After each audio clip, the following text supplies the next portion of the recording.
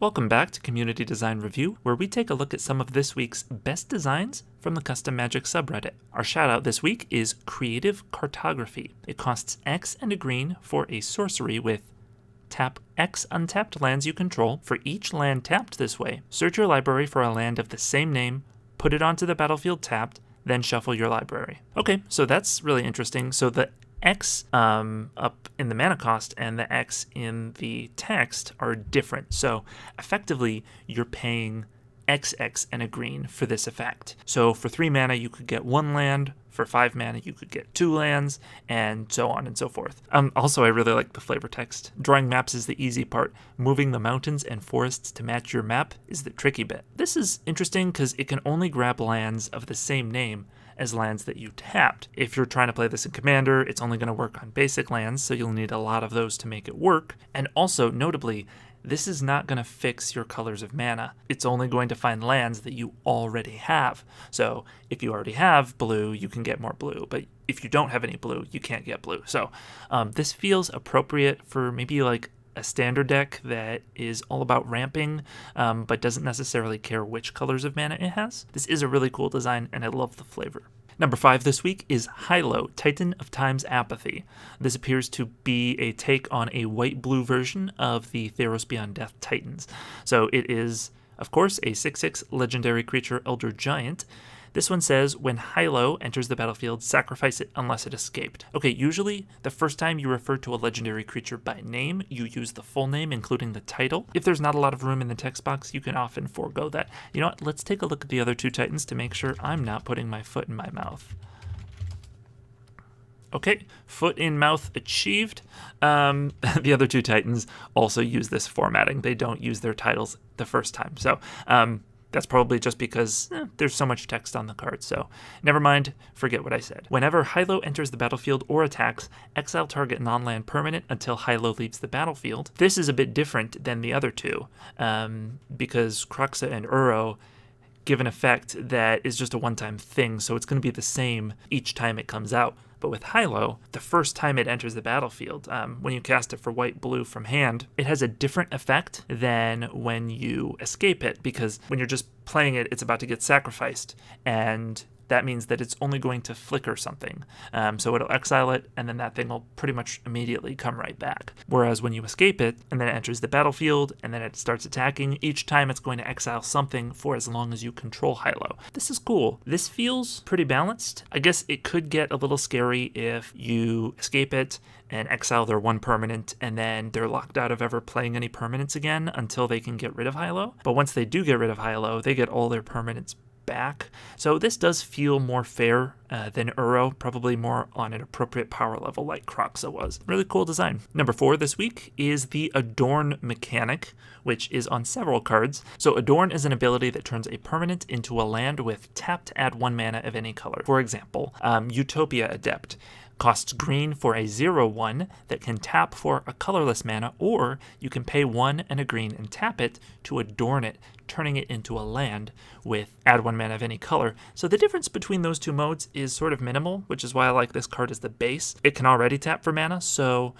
you're only going to adorn it if you're trying to escape a wrath or you need to fix your mana into other colors. It's a really cool design. The one I really like is Knight of Kingdom Come, which is a 2/2 for 1 and a white with vigilance, but at the beginning of your end step, if you haven't played a land this turn, you may adorn Knight of Kingdom Come. Most sets benefit from some kind of mana screw mitigation. If you're going to get mana screwed, here's something else you can do with your mana. Knight of Kingdom Come says, if you're about to miss your 3rd land drop, well, this is a land for you. So I find that really cool. And also, I mean, I guess you could just choose not to play a land in your turn and then turn this into a land that taps for a mana of any color, which is an interesting choice. But I mean, you're still paying 2 mana to do that, but then that kind of makes this into a white rampant growth. I guess the fact that you can't play a land that turn and it costs the same as rampant growth makes it a bit weaker than a rampant growth, but this is still pretty good. White isn't usually known for mana fixing, so having an ability like turning creatures into lands does feel like something white could do, but turning creatures into lands that tap for any color of mana, that's not something as much. But White's been experimenting with getting treasures. Who knows? Maybe this would be fun. And then we also have Verdant Fate, which is a very cool take on a board wipe. So it's a 1 green white white sorcery that just says adorn all creatures, which is super simple. So simple that they were able to just use the center formatting for the text, and it just turns all creatures into lands, which is super cool. Very cool, innovative mechanic. I love it, and I'd like to see more of it. Number 3 today is Navigator of Unreality. It costs white, blue, black, red for a 5/5 legendary creature incarnation. That's interesting. Usually the incarnations are like one-word qualities, you know, guile, hostility, things like that. Swap all instances of the following words on other cards, emblems, and tokens. End step and upkeep. Enters the battlefield and dies. Draw and discard. Wow, that's interesting. That's really weird. So it's like, it makes certain aspects of the game play backwards. In particular, that draw and discard feels like it could break the game in some ways. You know, like, what if something says, discard your hand? Well, you can't draw your hand.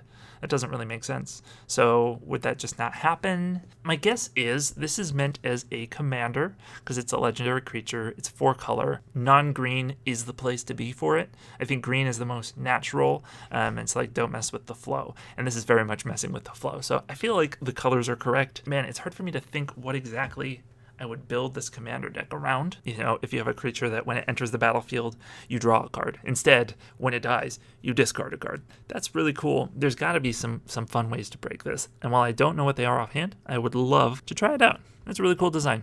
At number 2, we have ZAGLAX, Hazardous Hatchling. It is a 1/1 for 1 and a green. It's a legendary creature Hydra with spells you cast with mana costs that contain X. Cost white, blue, black, red, green less to cast. This effect reduces only the amount of colored mana you pay. Okay, so you can't use that effect to pay for the X. Whenever you cast a spell with X in its mana cost, put a +1/+1 counter on ZAGLAX for each color of mana spent to cast that spell. Oh, interesting. So those abilities kind of push in separate directions. That's interesting. So like, yes, your spells with X cost Wooburg less to cast, but then he gets a +1/+1 counter for each color of mana you did spend, which is weird because if you don't spend the Wooburg that you're reducing it by, then he's not going to get those +1/+1 counters. It's only going to count the mana you actually spent. But I mean, I guess it still works because you can plan to be able to spend all 5 colors of mana, but maybe you can only get to 3 or to 4, and ZAGLAX will sort of help you out by paying the other 2, but then he is not going to get as big from casting it. So I think it still works. It's a cool design. The abilities just read a little bit opposite, but I think it plays better than it looks. Oh, and I think this is meant as a commander, which means that having white, blue, black, red, green in the text means that you can play this as a 5-color commander. You can use spells of any color, and while green does probably have the most X spells, it's still not a ton, so having access to extra colors will really make a difference in making a good cohesive X deck, which I really like the idea of being able to do. And our number 1 card today is CHAMELEON Cutthroat. It costs 1 green for a 4/1 creature lizard warrior with Intimidate. Oh, that's a blast from the past, which means this creature can't be blocked except by artifact creatures and or creatures that share a color with it. Intimidate was discontinued and replaced with Menace because it unfairly preyed on decks that didn't share a color with you. It was just too hard to block those creatures. It costs 1 to make CHAMELEON Cutthroat become the color of your choice until end of turn. Okay, that's cool. Interesting. So Intimidate was a green mechanic, and based on Wild Mongrel, changing your creature's color can be a green mechanic. While together they're very cool. You can make it so that CHAMELEON Cutthroat is unblockable. Well, green doesn't really get unblockable creatures, so this could be seen as another instance of using 2 in-color mechanics to make a color pie break. Green usually relies on just having bigger stuff. It doesn't need to be evasive because it's got the big boys. But I do like how this does only have 1 toughness, so if they can block it or hit it with a spell or something, it dies really easily.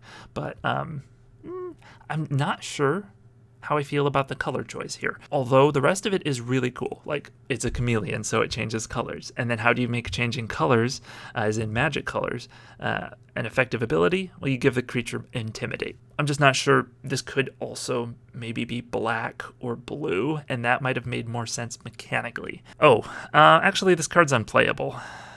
Just look at the flavor text. There's clearly meant to be quotation marks there, and handover is not 1 word, so I don't know.